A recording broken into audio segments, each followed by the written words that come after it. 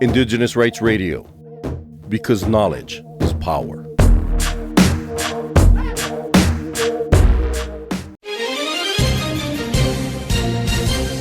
You are now listening to Cultural Survival's Global News Bulletin. Every month, Cultural Survival brings you the latest news impacting indigenous peoples across the globe. This June edition features important stories from Europe, North, Central, South America, Africa, Asia, and beyond. Starting news from USA. Archaeologists in northern Michigan have discovered the largest intact ancient Native American agricultural site in the eastern United States, covering more than 300 acres. Using drone-mounted laser technology, researchers mapped subtle earthen mounds, which are remnants of raised garden beds utilized by the ancestors of Menominee Indian tribe to cultivate corn, beans, and squash centuries before European settlers arrived. The unexpected size of this agricultural system, found in a region typically lacking major settlement sites and facing challenging growing conditions during a Little Ice Age, challenging previous assumptions about the extent and labor investment of indigenous farming practices. This groundbreaking discovery, detailed in a new report published in Science, highlights the sophistication of pre-colonial agriculture and opens new avenues for understanding ancient North American societies. In Canada, the Heiltsuk Nation in British Columbia, Canada, has ratified its first written constitution, marking a significant step towards restoring its traditional governance system, which was disrupted by colonial powers. This achievement culminates decades of effort and is deeply rooted in the Heiltsuk's rich oral traditions and stories. The Constitution affirms their long-held belief in being the rightful stewards of their unceded territories. It establishes a framework in which power is shared among hereditary leaders, the elected chief and council, and the Women's Council, thereby formalizing the crucial role women have played in preserving Heiltsuk culture. With the population of 40,000, the Heiltsuk now proudly describe themselves as the architects of the certainty for ourselves, aiming for unified voice in managing their lands and waters independent of external governmental recognition. Similarly, leaders of First Nations across Canada are expressing strong opposition to Prime Minister Mark Carney's initiative to fast-track major infrastructure and restore projects. They argue that their constitutional and legal rights will not be sacrificed in the rush for economic development. Referencing past movements such as Idle No More, indigenous groups including the Nishnawbe Nation and Neskantaga First Nation stress the importance of obtaining free, prior, and informed consent for any development that affects their traditional territories. They warn that failure to involve them in crucial negotiations from the beginning could lead to prolonged legal challenges and protests. While some indigenous-led projects in the North are viewed as potential models for collaboration, leaders contend that true partnership and ownership rather than mere consultation are essential to prevent widespread conflict. In Australia, after nearly 2 centuries of debate, Australia is on the verge of witnessing its first Indigenous treaty, with Victoria aiming for a statewide agreement by June 2026. While national treaty efforts have stalled following the 2023 referendum, Victoria's Minister for Treaty and First Nations people, Natalia Hutchins, is advocating for new legislation this year and intends to have a signed treaty by the end of the next financial year. Discussions in Victoria began in 2021, with formal negotiations commencing in November of the same year. This initiative represents a significant step towards recognizing indigenous sovereignty, a concept that has been acknowledged since before British colonization and addresses long-standing calls for a formal agreement with Australia's First Peoples.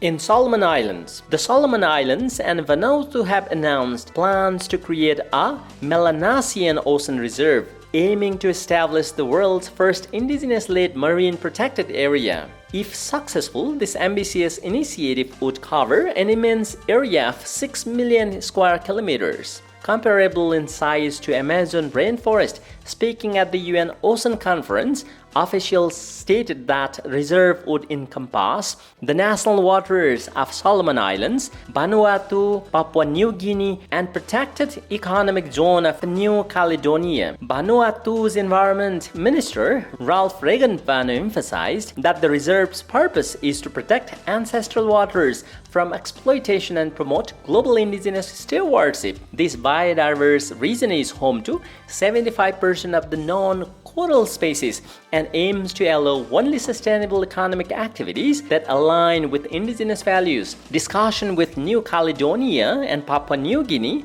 are ongoing. In South Africa, Professor Magda Minguzi from National Mandela University's School of Architecture, alongside Quishan chiefs Margaret Kodzi and Zenzile Quishan, recently presented their research on indigenous heritage sites in the Eastern Cape at conferences in Italy. Invited by municipality of Ravenna, the team participated in the 18th Festival delle Culture 2025 Beyond the Conflict, where they showcased their documentary Origin, Quishan Heritage Sites and Sense of Belonging. This film features interviews with 10 Quishan chiefs, offering insights into their cultural heritage and sense of identity. In Kenya. In southern Kenya, Maasai women are pioneering conservation initiatives by integrating traditional knowledge with entrepreneurial ventures. Facing challenges such as frequent droughts and land degradation, Maasai communities are turning to sustainable practices to preserve their environment and livelihoods. Collaborations with organizations like the Amboseli Ecosystem Trust and the International Fund for Animal Welfare have empowered Maasai women to develop businesses that promote conservation. And in lighter news, couscous has been celebrated recently as a food that originated amongst the indigenous peoples of North Africa. Originating among the Berber tribes of the Maghreb region, encompassing modern-day Algeria, Morocco, and Tunisia, couscous was traditionally crafted by hand-rolling semolina wheat into tiny granules, then steaming them over flavorful stew. This communal preparation method not only provided nourishment but also fostered social bonds within families and communities. As trade routes expanded, couscous spread across the Mediterranean, adapting to various regional tastes. In southern Europe and the Middle East, it was incorporated into local cuisines, each adding unique spices and ingredients at retaining its core identity.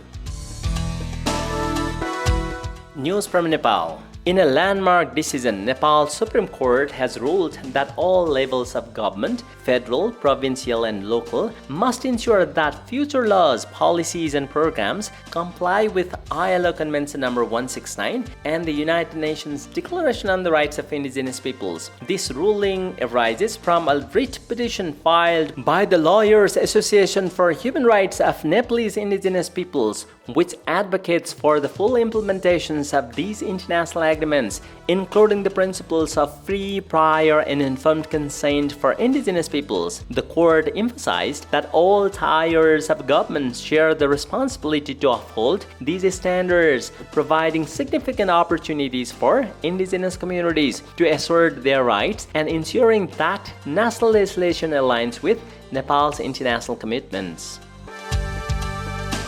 In India, in a significant win for indigenous communities and environmental justice, the Asian Development Bank has cancelled its $434 million loan for the controversial 500 megawatts Assam solar projects in Karbi Anglong. The decision, announced on May 23, 2025, follows a year-long grassroots campaign by the Karbi Anglong Solar Power Project Affected People's Rights Committee. The project threatened to displace over 20 20,000 Karbi, Naga, and Adivasi families by acquiring 2,400 hectares of land protected under the Indian Constitution's 6th schedule. Critics highlighted the flawed approval process, lack of free, prior, and informed consent, and potential environmental damage, underscoring the triumph of community resistance over large-scale development. Similarly, a coalition of organizations and individuals, including the Siang Indigenous Farmers Forum, is demanding an immediate halt to proposed 11,500 megawatt Siang Upper multipurpose projects in Arunachal Pradesh. They cite potential ecological devastation and severe impacts on indigenous communities as primary concerns. The groups are urging the withdrawal of Central Armed Police Forces from project sites and an end to all first pre-feasibility activities. They are also calling for the release of advocate Ivo Mili and other protesters, emphasizing the importance of free, prior, and informed consent from local communities, transparent environmental reviews, and the protection of indigenous land rights. The Siang River serves as a vital resource for local communities and is a biodiversity hotspot. Activists are proposing ecologically responsible alternatives to large-scale hydropower projects. News from Indonesia. A new report reveals that the Indonesian government is failing to address widespread environmental damage and human rights violations associated with its rapidly expanding nickel industry. Released on June 5, the report highlights how the multi-billion-dollar industrial park on Halmara Island, which houses the world's largest nickel mine, Weda Bay, is linked to significant air and water pollution, deforestation, and abuses against indigenous communities. Despite nickel's crucial role in electrical vehicle batteries, local rivers exhibit dangerously high level of pollutants, and indigenous groups such as the nomadic Hongana Menyuwa tribe face displacement and intimidation. Critics urge the Indonesian government to hold corporations accountable and enforce environmental regulations, as current practices prioritize profit over community well-being and ecological preservation. In Malaysia, the Sarawak Cultural Village, also known as Kampung Budaya Sarawak, offers an immersive experience of Borneo's diverse indigenous cultures. This 17-acre living museum, located on the outskirts of Kuching, showcases the tradition of various ethnic groups in Sarawak, including the Bidayu, Ivan, Orang Ulu, Penan, Melanau, Malay, and Chinese. Visitors can explore replica historical buildings and longhouses, engage in hands-on activities, witness demonstration of daily life, and enjoy vibrant musical and dance performances. The village also provides a unique opportunity to test authentic local dishes and purchase traditional handcrafts. Ideally, the village is best visited between April and September, making it a must-see destination, especially for those attending the Rainforest World Music Festival, which is scheduled for June 20 to 22, 2025. Now, news from Americas. In Nicaragua, a new law passed by Nicaragua's National Assembly, along with a recent presidential decree, has raised alarm among environmental advocates and indigenous communities in the country.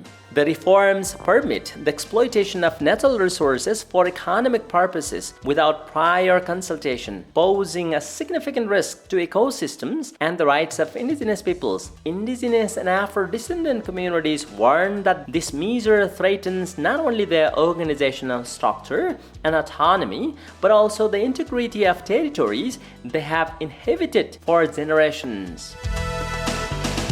In Ecuador, indigenous leaders from across Latin America gathered in Quito, Ecuador for a historic summit organized by the Quechua community of Sarayaku. The primary objective of this gathering is to demand the effective implementation of the rulings from the Inter-American Court of Human Rights. which protect the territorial and human rights of indigenous peoples. Although the Inter-American Court of Human Rights has issued binding decisions in favor of indigenous communities in countries such as Ecuador, Colombia, Nicaragua, and Paraguay, many governments have not fully complied with these resolutions. This non-compliance is often attributed to lack of political will, insufficient resources, and institutional weaknesses.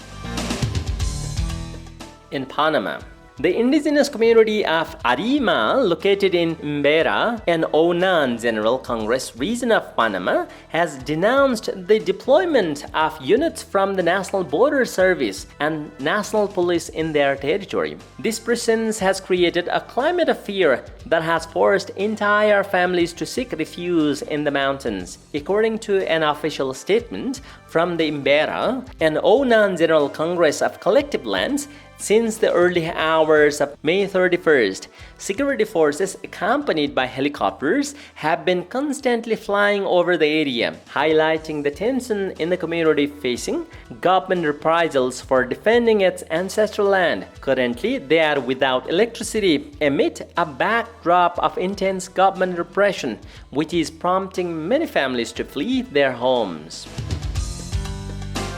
In Colombia, over 15,000 indigenous peoples recently gathered in the Colombian capital, leading to historic achievement, the national government's approval of Decree 488. This groundbreaking legislation enables indigenous communities to establish indigenous territorial entities with self-governance, marking a significant shift in the country's political landscape. The decree empowers indigenous peoples to manage their resources, oversee projects within their territories, and participate in decision-making processes alongside state entities. A notable feature of this law is the inclusion of a cultural objection, which grants communities the right to reject extractive or infrastructure projects that they believe could harm their culture. The crucial next step is ensuring the full implementation of this decree, enabling communities to exercise their rights with autonomy and dignity.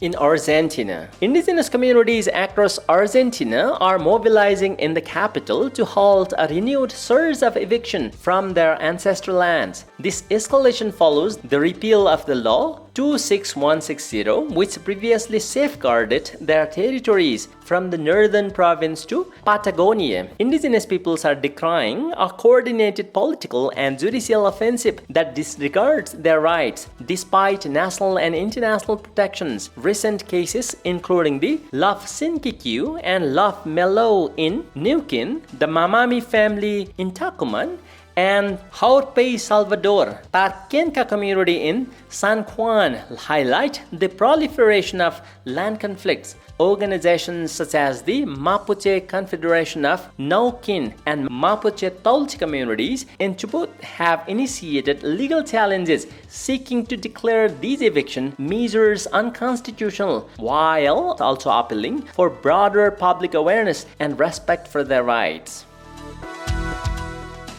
In Peru, the recent deaths of 13 individuals in Patat, Peru, highlight the dangerously unchecked state of mining activities in the region. According to indigenous leaders, they are calling for immediate and decisive action against illegal, criminal, and environmentally destructive mining operations that pose a severe threat to both human lives and ancestral lands. In late 2024, over 40 Amazonian indigenous organizations and their allies gathered in Lima to issue a powerful document titled The Amazon Mandate, Amazonia in Emergency and Free of Mining. This urgent mandate presented to the Peruvian government outlines the causes, devastating consequences, and responsible parties behind the ongoing expansion of gold mining, spanning illegal, formalized, and informal operations on indigenous territories. Gold extracted with indigenous blood, mercury, and environmental devastation cannot continue to be exported as if it were legal. Mining is a new silent war in Peru. As indigenous people, we declare clearly enough of a mining hell, they asserted resolutely. In Chile, The path to resolving the long-standing conflict between the Chilean state and the Mapuche people remains uncertain, despite a recent report submitted by the Peace Commission to the government in the second week of May. The Commission's proposals, which reportedly include the transfer of over 240,000 hectares to indigenous peoples as territorial reparation, have met with significant opposition. While some Commission members and politicians have lauded the agreement as historic, right and far-right representatives have vehemently rejected the land restitution initiative, with opposition lawmakers threatening to block it in the National Congress. Concurrently, the Arauco Milico Coordinating Committee has stated that any talks for agreements are premature as long as militarization persists and Mapuche political prisoners remain incarcerated, highlighting the deep divisions and challenges ahead. That is all for this edition of Cultural Survival's Global News Bulletin. Stay tuned for our next broadcast. For more information on the rights of indigenous peoples, visit cs.org and follow Cultural Survival on Facebook, Instagram, LinkedIn, Threads, and Blue Sky.